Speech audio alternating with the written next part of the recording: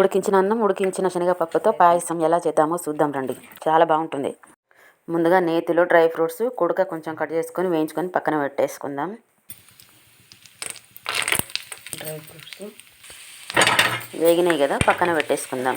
అన్నంతో చేస్తున్నాం కదా, అందుకొరకే అన్నం మెత్తగా ఉడకడానికి నీళ్ళు వేస్తున్నాను. ఒక గ్లాస్ నీళ్ళు మరుగుతున్నాయి. ఒక కప్పు రైస్ వేసేసుకుందాం. ఇప్పుడు దీంట్లో పప్పు కూడా వేసేసుకుందాం. శనగపప్పు ఉడికించుకున్న పప్పు.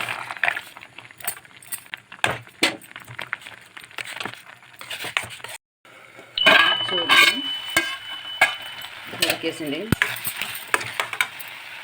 దీంట్లో 1 కప్పు రైసు, 1 కప్పు బెల్లం. పప్పు కూడా హాఫ్ కప్ కంటే ఎక్కువ, అంటే 3 పాలు. పిల్లలు ఇంట్లో ఉన్నప్పుడు ఏదైనా స్వీట్ అడిగితే తొందరగా ఇలా చేసి పెట్టచ్చు మనం.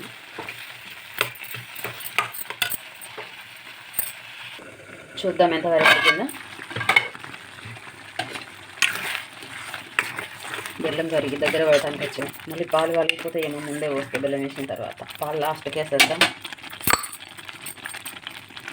ఇలాచి పొడి, కొద్దిగా ఒక చిటికెడు ఉప్పు. ఇది వేసుకుంటే ఆ టేస్టే వేరుంటుందండి. పాయసం పరమాన్నాలు చేసినప్పుడు బెల్లంతో చక్కెరతో చేసేస్తాం కదా, కొంతమంది ఉప్పు వేస్తారు, వేయరు. కానీ ఉప్పు వేసిన టేస్ట్ వేరే ఉంటుంది, ఉప్పు వేయని టేస్ట్ వేరే ఉంటుంది. మీరు చేసుకొని తిని కామెంట్లో నాకు తెలపండి, ఒక లైక్ ఇవ్వండి. దగ్గరికి వచ్చేసింది. ఇప్పుడు పాలు వేసుకుందాం. వేడి చేసిన పాలు.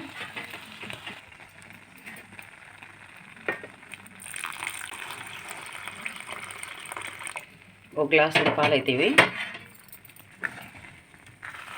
డ్రై ఫ్రూట్స్ వేసేద్దాం. చక్కెర పొంగలి శనగపప్పుతో కంప్లీట్. మీకు నచ్చితే తిన్నాక ఒక లైక్ అయితే ఇవ్వండి.